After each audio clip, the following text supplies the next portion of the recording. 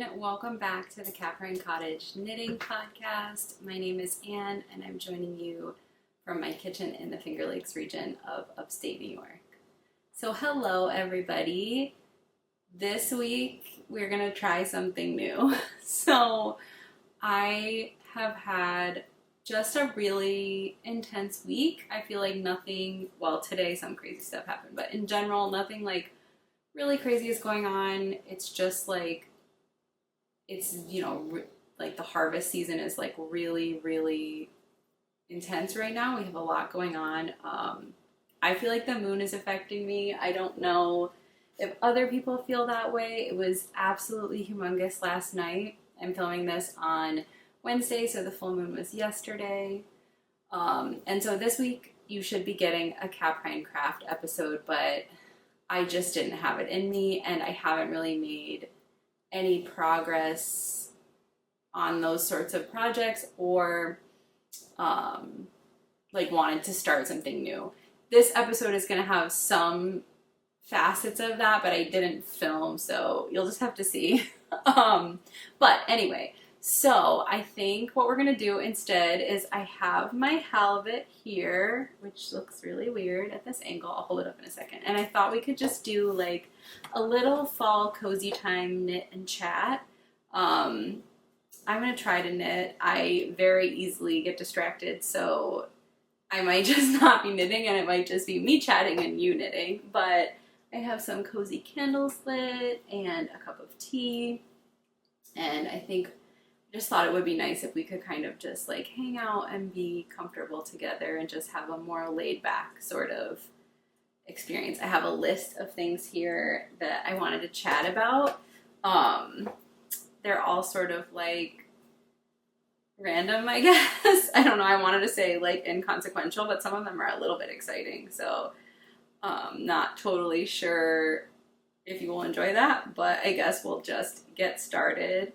I guess one thing I do want to say before I get into the topic, I'm a liar. I just wanted to thank everybody. I feel like I haven't given you guys like a really thorough thank you lately, and I just want you to all know how like magical this experience it like has been and continues to be. It's like truly, I say it every time, but like it's blown me away. Like I can't even believe that like anybody wants to watch these videos or like cares enough what I have to say. So the fact that like when you guys reach out to me, and I've made so many like beautiful connections and I would say friendships just since like starting this in April is like, it's like blown me away. And I have such immense gratitude towards each and every one of you for joining me, for commenting, for liking, just for watching. All of it like means so incredibly much to me. So thank you from the bottom of my heart. I really, really do mean it. And with that, enough of that. I will get right into my topics, my random topics. So the first one is something I had thought about discussing in my Q&A, and then I'm pretty sure that I forgot. And if I didn't forget and I already talked about this, sorry, here it is again. But I wanted to talk a little bit about where my like username, business name comes from, and like how I came up with that. And because it does have maybe a little bit more than the surface meaning. So it's Caprine Cottage, and the way I initially was inspired to create this username, or this like this whole, it's more than a username because it is sort of like this fantasy world for me. The idea of Caprine Cottage sort of stems, or maybe directly stems, from Tasha Tudor. And so if you don't know who she is, I highly recommend you learn about her art and her life. She's a really, for me at least, inspirational and magical person who really chose to live life on her own terms. And she was a woman who, she is like a, what do you call it? Like, a painter, a fine arts artist. And she did like all kinds, so many things, but, primarily, or she's known for like children's book illustrations, and greeting cards, and her art is just so like cute and, you know, reminiscent of childhood, I would say. But also she lived her life in a very unique way. She had a hand-built house I mean, it still exists. She has since passed away, but she had a hand-built house in Vermont, and she sort of, you know, styled her house and lived her life as if she lived in the 1800s, and her just like whole thing is very inspirational to me. She, you know, connected deeply with the land and raised her children in that way, and,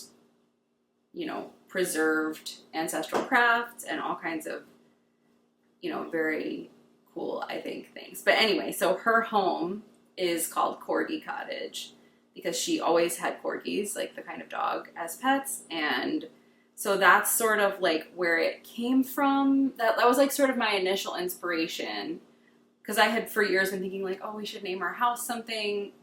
And then I was like, I obviously wanted to like incorporate something to do with goats, because goats are a huge part of my life and have become even more so in recent months, in the last 9 months, since having a goat actively living in my home.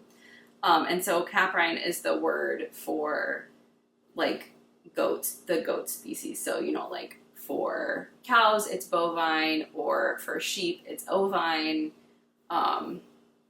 Cats, feline, canine, all those different things. So like each of the, I'm gonna get like messed up, like the families of animals. I don't know like which, you know, the delineation between all of those like species, family things. But anyway, that's where it comes from, is that it's like inspired by Tasha Tudor's home, but also connected to goats. And, you know, obviously they're both C words, so we all like a good alliteration, at least I do. So that's kind of like how I came upon the name, like what inspired me to name it that. But also there's like more to it than that for me, where it's sort of this like, I have this like fantasy land in my mind of like, obviously like there's this physical representation in my, you know, it's my business name, it's my handle, it's what I call my house, but also it is this sort of like fantastical realm that I have like made up, where like different things can and do happen at the fantastical Caprine Cottage. You know, the biggest one being sort of, it could be, you know, it's this place where like maybe goats do live in the house, and, you know, different sort of like funny magical activities happen, or, you know, maybe it's even just a house of goats. And I feel like all of this does tie into the whole thing, where I do sort of dream. I mean, maybe everybody does. They say everyone has one book in them. And I do dream of writing a book, but also I have like multiple book ideas that I would love. I dream of writing a children's book or a series of children's books. I dream of just writing a book that's like a seasonal exploration of like what life is like when you do live more closely with the land. Not sure what that would look like. Or, of course, I feel like everybody wants to write a novel. I don't know if I'm creative enough to write a novel. I like the idea of it, but the more I read, the less confident I feel on that front. But yeah, so maybe I dream of there one day being a Caprine Cottage storybook, I guess, and sort of like the idea of, you know, like maybe it's a family of goats that live in the house, maybe it's a family of people that live in the house and goats live with them. Like, I don't really know what that looks like, but I have these kind of like imagination things of something like that, and, you know, so there we go. That's like a little piece of that, what that is like. I warned you that this would be a rambling video. There will be knitting related content too, don't worry. But I just wanted to talk about that because I actually haven't gotten any questions necessarily about that, but sometimes I do wonder, I feel like it is like a little bit obscure, maybe, like if you don't know, about like animals, or like, I don't know. I know everything's a Google away, but it is more than just the words too.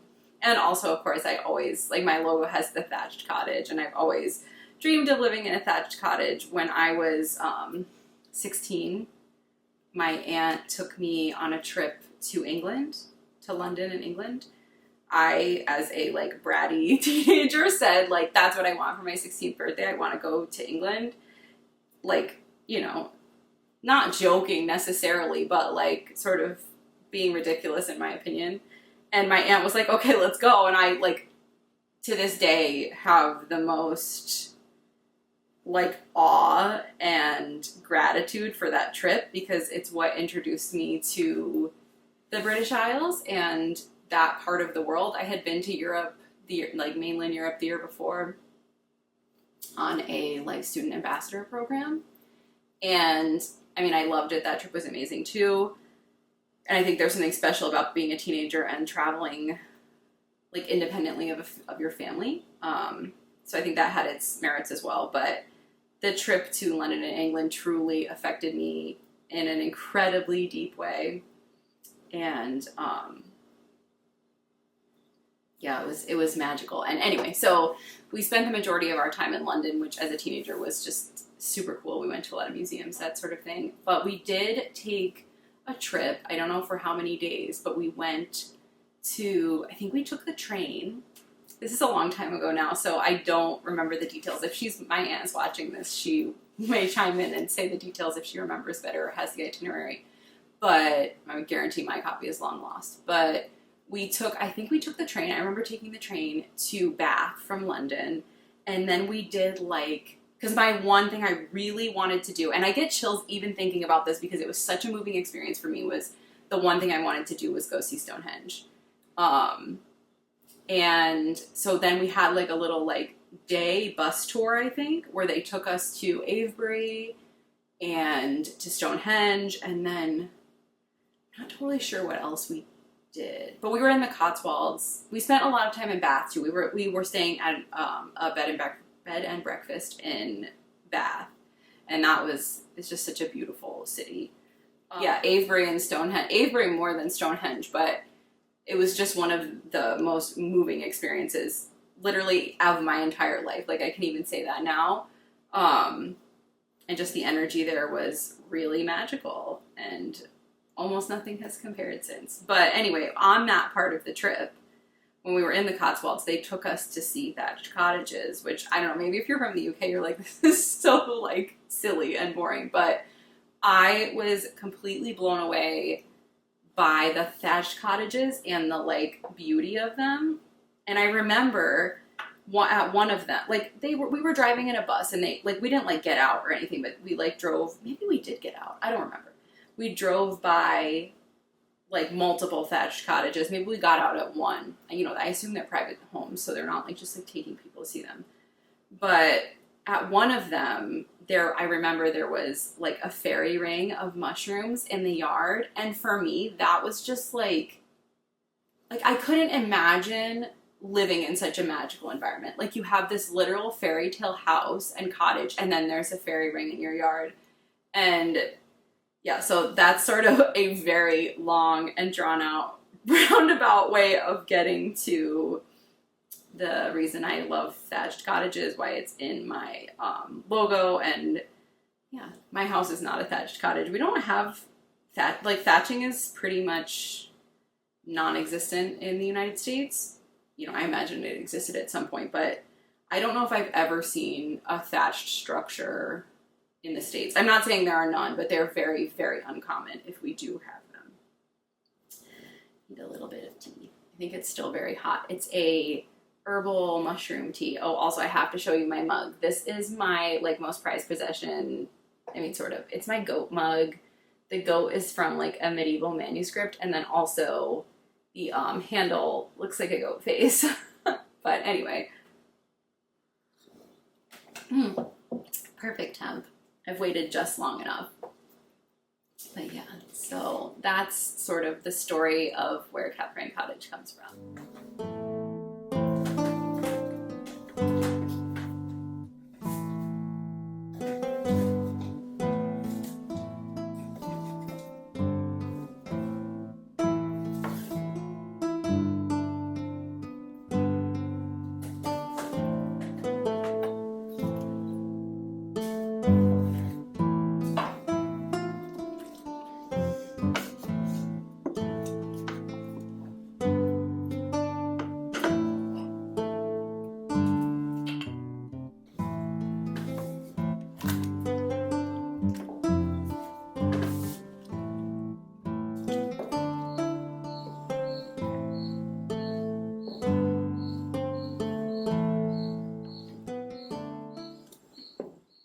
So the next topic I wanted to chat with you guys about, because I'm not going to make a full-length video about this or about the process. I'm sure you've seen my last short form video on here, and I cross-post to Instagram if you're over there. But it was about doing some natural dyeing this week, and I have, you can't see it, it's all here. I have my natural dyeing things here that I thought I would show you and talk about. I guess I'm going to set this aside while I do this part. But, yeah. So I brought them with me to talk about and sort of talk a little bit more about that process. I like making short form videos, but also, as you can see, I'm like a chatter. I like to talk, and it's sometimes hard for me to, even in this format, to like get my thoughts out, get them out at all, as you can see from this example. But in the short form video, I feel so limited. I do enjoy making them. I'm realizing you guys can see Nif here. He's been hanging out with me. He's having some allergies. He's very itchy. But yeah, so I thought I would talk more about the natural dyeing that I did, and then sort of talk about a project that is related to this and why I'm natural dyeing the things that I am. So first of all, I dyed everything in this basket, which, oh, it's in here. I mean, I natural dyed everything in this basket too, but this week I did these things.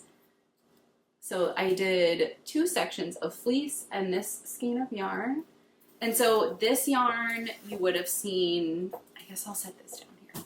This yarn you saw in my last podcast. This is the mohair and wool yarn I bought from a local farm, but I dyed it with black walnut. Just love dyeing with black walnut. I love the brown it makes. I love how simple it is. We have a black walnut tree in our yard, and the nuts fall anyway, so I might as well make them into something. So yeah, I did this skein of yarn. This is unrelated to the project, so I'm just gonna put it over here.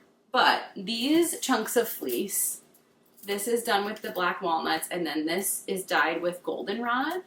And don't know if you can tell, and also sometimes the camera washes this color out. It is a very like vibrant pale yellow. And goldenrod is so prolific here. I don't know what the like habitat of goldenrod is like globally or even nationally really, but here we have a huge amount of it. At this time of year, it's always goldenrod and aster, so it's like the purple and yellow kind of thing.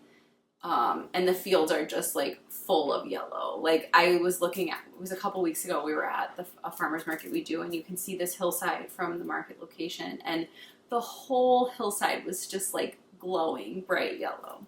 But so yeah, this I mordanted with alum, and then the black walnut doesn't need a mordant because it just has tannins in it, so the dye sticks.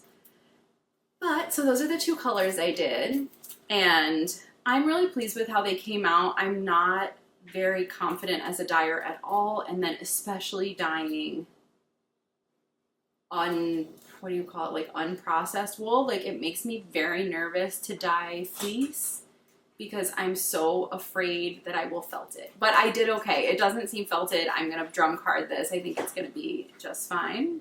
This fleece is from Caleb's sister's sheep, Agape. And when we first got our mama goat, Isabella, she was all alone. It was February of 2020.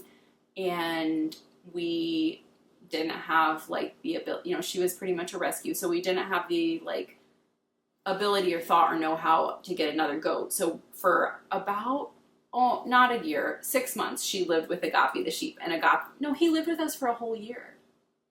Sorry, he's the only sheep that ever lived on my farm.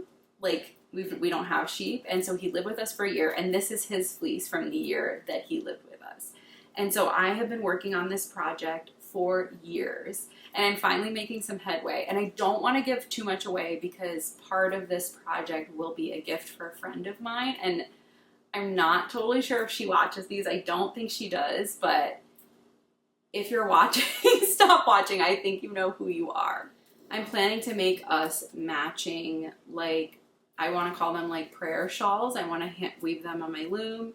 and I want to make them from this fleece that I raised on my farm, and I want to natural dye all of it. And so I've slowly been making progress, and I'm trying to mainly use materials like from our farm and from the land here. But so these two are going to get spun up into skeins of yarn to go into that weaving project, and then I'll show you the other colors I have. So I have 4 skeins here. I have some other stuff in this basket that I'm going to talk about, but I have 4 skeins here. Can you see? Maybe I can hold them in a line. And I'll tell you a little bit. So this is dyed with black walnut from, I didn't put a date, but I want to say 2 years ago. And it's really interesting because it produced different colors. And so they were black walnuts from the same tree, but this skein, I harvested them on the ground, like they had dropped. And then this that I dyed just now, I harvested them directly from the tree. And it did produce different colors. Like this is much redder. It's the same wool. So I thought that was very interesting. So that's one other color. So I'll have 2 colors of the black walnut. This is just the natural color. This is what his wool looks like. It's like a whitish pale gray. There's a little bit of black in it. I didn't know I had this skein spun, and I would have definitely dyed it. But it's good because the 2 other colors I would like to do are Dyer's Coreopsis and Madder Root. And I have lots of Coreopsis dried that I can use, but I dug some madder last year, and I'm going to dig more this year. So this skein will become either orange or red. And then this one is dyed with woad that I grew in my garden 2 years ago, I think. Yeah, 2 years ago. And so it came out this pale, like icy blue. So that was a really fun adventure, and I want to grow woad again. I have seeds saved to do it next year. And then this skein, my friend, a different friend, had a indigo vat going. And so I went over to her house and I dyed this and I think another skein of yarn. But this I banded, I don't know if you can tell. There you go. It's banded like with a resist so that hopefully it will look a little like self-striping, or I don't know how it will look. But so those are all the yarn for that project. And then, so I can't decide, and maybe if any weavers are watching, you have some input. I'm sort of thinking I'm going to warp with this, which this is, it's 8/4 cotton. I can't remember. It might be Maysville. I'm not totally sure. I think it has to be Maysville cotton. I can't remember, but it's like a rug warp cotton. It's very, very simple. Nothing, special in any way. And I have it left over from another project. It's very, very basic. It's not like fancy at all. And so because I have it and I don't feel like, I'm always trying to like use from stash when I can, I could do the warp with this. I think I have enough. I have like this partial cone and then a little bit more. Or if I feel like because this project is so special, I kind of want to buy this, but Gist weaving, I don't know it's just called Gist. I don't know. I'll tag everything below. But they have a yarn that is like it's cotton and linen. And a friend of mine, she actually has designed a few patterns for Gist, and I'll link her designs below as well. But one day I was at her house and she showed me this yarn, and it is so beautiful. I can't think of what it's called, but I'm going to put the name of the yarn here. And so part of me wants to splurge and buy a couple cones of the natural color of that. So yeah, I don't know. But that's like a little bit about the dyeing project, since I only filmed it in up and down format. So there won't be, that could have been the Caprine craft, but I just like didn't have the wherewithal to film all the steps, and I did a lot at nighttime, so that's part of why I didn't. I have a couple more things to talk about. And so the next one is, I'm going to tell you now how do I say it? If you also purchase this and you don't want to see what's inside, you need to click away as soon as I tell you. So I ordered Knitting Nelly on Instagram. I think her name is Morgan. She does like seasonal boxes where you get one of her knitted, or not knitted, sewn, quilted project bags, and then she like, she does yarn set and then curate, like us from a small gyre, and then curates other little cute things. And so I ordered the Halloween one because Halloween is my favorite holiday. It has been since I was a little child. And so I ordered her box. It was a huge splurge for me. I very, very rarely buy myself something like big or special like that. And I've been wanting to get one of her boxes for a long time, and I could never decide. Like last fall she did an apple picking one, and I had just missed it. Like I discovered her account right after the pre-orders closed, so I couldn't get that one. And then the themes that have been going on, like they spoke to me, but I didn't know if I wanted to buy it. I like was nervous about spending money. But so I decided to get the Halloween one. So I'm going to show you now what came in that. But if you bought it and you're still waiting for yours to arrive, like, go away now. This is your last warning. Do not continue. Mine came very, very quickly because her business is also based in New York State. So it took like 2 days to go from her house to my house. But anyway, here's the big reveal. This is the bag, and it is so cute and beautiful. This is the back. And so I'm going to hold it close. It has like this little skull fabric in the middle, and then that's like on the back too. And so I just am so in love with this. Oh, it's so cute. And it's a little bit smaller than the project bags I made, so I think it's going to be perfect for socks because my bags are like, they're good, but like sometimes they're too big for a small project.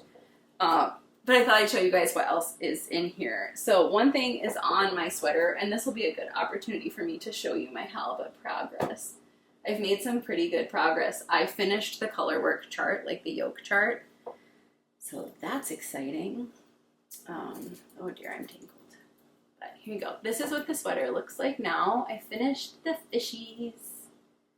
I'll hold it close. I hope you can see. It's kind of curling. I didn't steam it or anything, so. Because I'm supposed to be knitting on it, but instead I'm chatting. We saw that coming. But anyway, the first little thing, this was a surprise. I actually asked her. She said we could ask to see what was in it, and like, I like the idea of surprises, but like sometimes I'm like too nervous for a surprise, so I wanted to make sure I liked some of the things. But this was a surprise, and I should never have worried because everything was so cute. And it's this little stitch marker. Go really close. And it's like blown glass, like lamp worked glass, and it's a teeny tiny pumpkin, and it's so cute. So that was a surprise. I didn't see that in the preview, and I think it's adorable. And then, so I guess I'll go with the big thing. The next thing is this yarn sock set. And I want to say that these were dyed for this, like I'm pretty sure these were custom dyed for this box, but maybe you can get it too. I'm not totally sure. This is not sponsored in any way. I bought this for myself, so I don't know like the details really. I'm not advertising it. I just was really excited about it and wanted to show you guys. But this yarn is from Newburgh Yarn Company, which is also a New York State business. And so I'm pretty sure almost everything in this is from artisans or businesses in New York State. And so I love that. I love that it's local to me. But this is the cutest sock set. It's pink and pastel green. And then this is like, I mean, it's black, but it also is like very, hand-dyed yarn always has kind of a nuance. There's a cricket. Keep doing its, sorry. If you hear that, I'm so sorry. I can't control the cricket. But yeah, so I'm not sure what I want to make. It's sock yarn, so I definitely want to make socks, but I haven't picked a pattern. I'm like toying with the idea of some, but I think it's so cute. I'm like debating even doing just like a super basic sock pattern. There's one, I want to say they're called the Day Trip socks. If I'm wrong, I'll put it up here what it's called, but I think that's what it's called. And so I think it'd be so cute if it was pink and then with the green cuff and like a black stripe. Or I might do color work. I don't know. So that's another thing that came in it. And then the next thing is this adorable little pair of scissors, which you can never have too many scissors. These are also incredibly nice quality. The company is Matryoshka Doll Shop, and this might be the one thing that I'm not sure is New York State based, but they're super cute and I love them. I thought it was such a practical item to put in a box. Like, any crafter, fiber crafter always needs more scissors. They're always growing little leggies and running away. And then the last thing is this cute, or it's not the last thing, second to last thing, is this little ghost pin, which I hope it focuses. There, it's a shy ghost. It's so cute. I'm like obsessed with this. When this came, I like waited to open it with Caleb, and I showed him and he's like, that is so cute. But this is an illustration by Justine Gilbuena, and I know that she is, she lives in New York City. So, another New Yorker. Oops, I crushed this, but this is Morgan's little thank you card. I think it's so cute. And then the last thing is over here, and it is, I'm not going to hold it up because I don't want to, but it's one of the candles there. Ta-da, candles. And it's this little one in a tin, and it's called Harvest. And the company is Hearth and Hammer. So if you're interested, it smells really good. It's like very autumnal, pumpkin-y, sweet smelling. Yeah. And I'm pretty sure they're also a local company. So that is the end of that. I was just really pleased with it. I think that her products, like her bags, are so beautifully crafted, and her curation of the other items is just great and amazing, and the theme is beautiful. So highly recommend if you like. This box has closed, but I think she's going to have some bags that are with similar fabrics coming up soon. So I love everything she makes. I think it's beautiful. So just a little shout out. And it made, I love sometimes to buy something really special. So it was like a little special fall gift to me, and I feel like I'm bringing in the autumn.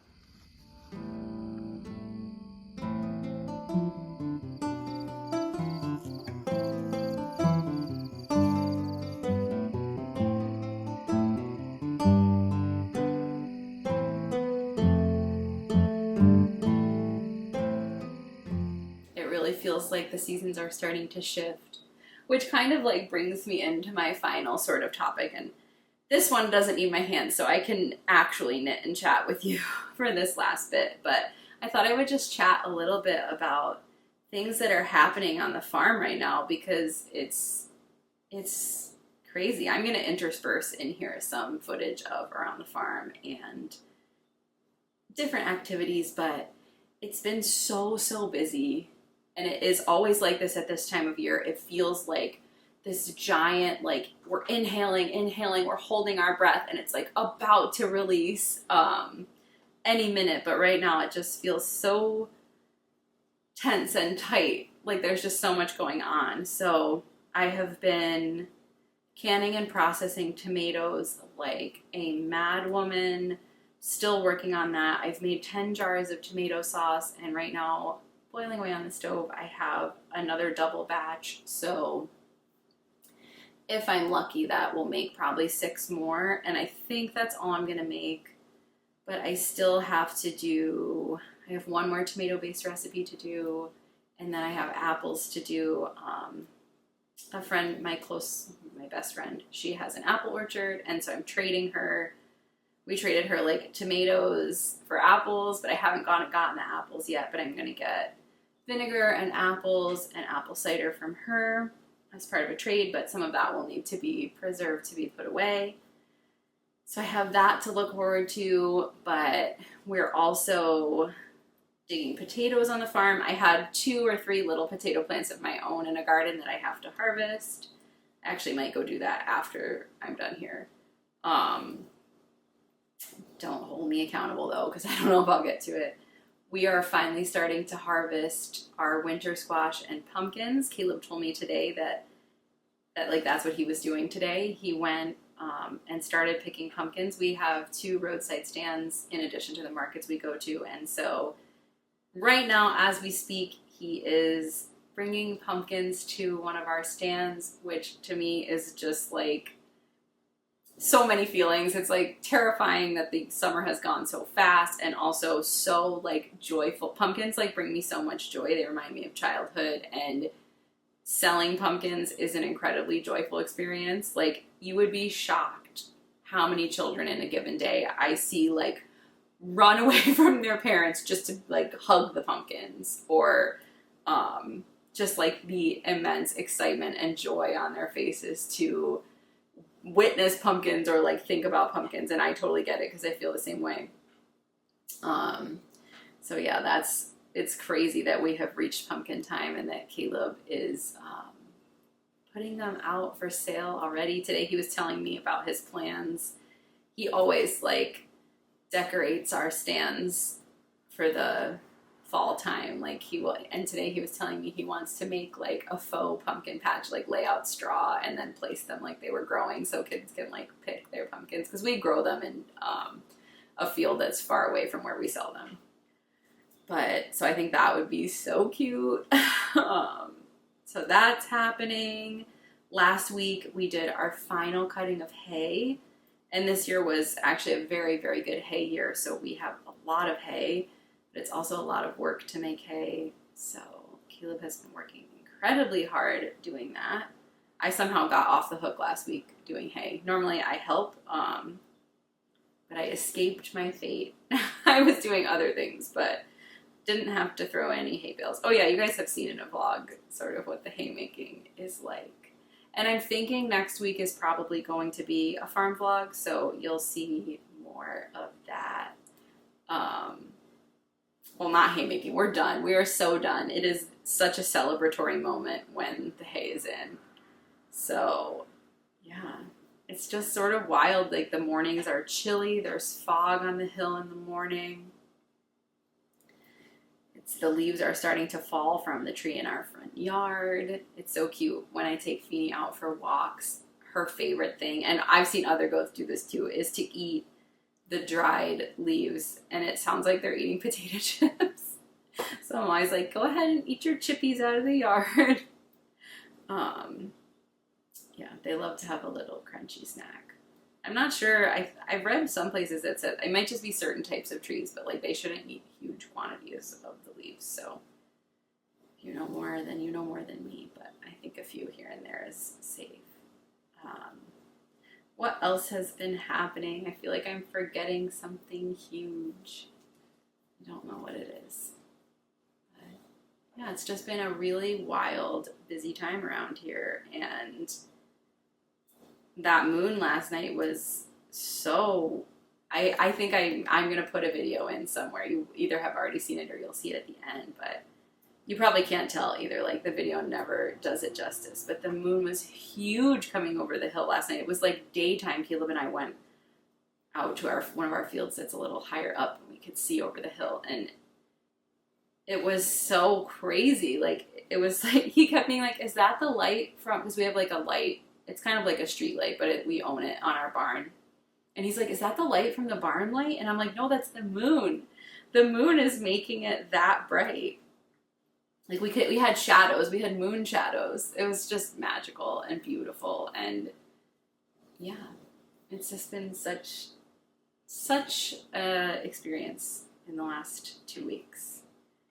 But I've definitely been kind of busy and crazy. And I feel like this video is a little crazy. It's very random, but I don't know. I love watching. I don't really anymore, but I love like watching the kind of videos where somebody just like tells you a story, or like, you know, like there's ones where it's like my spooky experience, or like, maybe that's really cheesy, but I always love to hear those, even if like maybe people are like making them up for the views, or maybe they're real, I don't know, but I love to listen to them. And it'll be like, one time I was walking in the woods, and like then like something minorly scary happens to them. But I love anything where it's just like listening to other people talk. I spend most of my days by myself, and so I love to listen to just people telling stories. That's why I love like podcasting, and you know, D&D campaigns and things like anytime you're telling a story. I just love that so much. Oh, and on that note, my final note, this is perfect. That was like the ultimate, what do you call it? Transition. Segue. That's the word I'm looking for. I'm not good at the segues, but this time I was. So I did want to shout out 2 accounts right now. I don't usually do shout outs because I just feel like I'm going to like miss somebody and then somebody's going to be sad. I just would never want anybody to feel sad that I didn't say anything. So it won't be a regular theme of me like shouting out other accounts, but 2 accounts right now are like people that I have made some connections with and I feel really inspired by. 1 and 2, like some things they have going on. 1 is, her name is Kate, and her handle, I'm not sure if she has YouTube, but everything will be linked below if I can. But her Instagram is The Moon and the Furrow, which I think that's such a great, it's very evocative. It brings an image to my mind. It brings like last night an image to my mind, the furrows of the field with the moon shining on them. But her name is Kate and she's an artist and also a knitter. But right now she's doing this project that's kind of like a knit along, read along thing. I don't know, like that it's reading and knitting together. And she's reading / rereading the book, The Women Who Run with the Wolves by, what is it, Clarissa Pinkola? Why can't I think of what her name is? But it's a book that I have dabbled in for many years. I've like dipped in and out of it. And she talks about that too, of sort of like dipping in and reading stories, but never reading it cover to cover. And so she's doing a project where she's reading it cover to cover, and then there's a knitwear designer that has some patterns that are inspired by stories in the book. And so she kindly gifted me, Kate did, some one pattern and then another pattern as a little surprise. And so I feel like it's such an inspiration for me to delve deeper back into that book and maybe also read it cover to cover myself. It's like the perfect time of year to re-engage with that. And then also maybe knit one of those patterns. I hope that I will do it in time for her knit along sort of ends on the winter solstice, and I am doubtful that I will accomplish it in that amount of time. But I love the inspiration behind it, and I just encourage you to check out her page. It's been so nice to sort of form a little friendship. And then the other one, maybe many of you are familiar with her. She has a YouTube here. Her name is Alex, and she lives in Scotland. And her YouTube is called Ancestral Craft. And right now she's working on this fleece she got from Ronaldsay. And I'm not sure, I assume she'll do a long form video, but she has some 2 short form videos, I think 2 right now so far up on her Instagram regarding this project. And it has just been such a joy to watch her process and listen to her talk about it. So yeah, if you are into like the more Caprine craft side of this channel, you would love her channel and you would love to see what she's got going on Instagram. I can't wait to see what she makes out of it. She also just completed this project where she made a little like basket shoulder bag out of pine needles and then created a hand woven, hand spun band to use as a strap.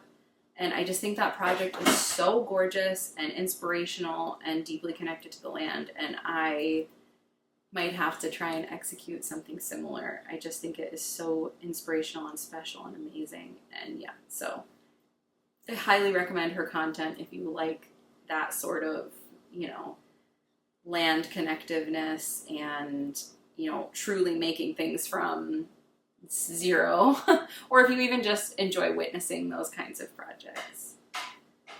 But yeah, so I think I'm gonna leave you here and say goodbye. I made a little bit of progress on my sweater. I feel like I'm doing pretty good for getting this done in a couple weeks in time for the festival. I have to try it on again, but it's definitely more like a sweater. So, but yeah, thank you so much for joining me. If you do like this format, like a knit and chat, we could totally add that into the video rotation. Like, it could be the 4th week of the 4-week rotation since we have a week off. So if you like a knit and chat, please tell me. It's been really fun. I will never be able to make them not random, so you'll just have to deal with my random tales popping in. But as always, if you did enjoy this video, please leave a thumbs up. It really helps the algorithm know to show my videos. If you're new here, thank you for joining me. If you liked this, please subscribe. I do put out videos 3 weeks out of every 4. I take 1 week off, but if I can come up with more content, maybe it will be 4 weeks out of 4. And yeah, like I said, next week will probably be a farm vlog, and then we will touch base from there. I'm not totally sure. I have some crazy weeks coming up. Like, I'm working for a friend for the weekend of, I think, not this coming weekend, but the next weekend, and I'm doing something with my dad for his birthday that weekend also, so videos might be a little like late or sporadic, but I'm hoping to stick to the schedule, just fair warning. Yeah, that's all. I hope you're knitting something lovely and you're starting to lean into this cozy season. If you're in the northern hemisphere, if you're in the southern hemisphere, it's probably about to become spring or already spring for you, and so that's a different kind of beautiful joy. So thank you for watching, thank you for joining me, and I hope to see you soon. Bye.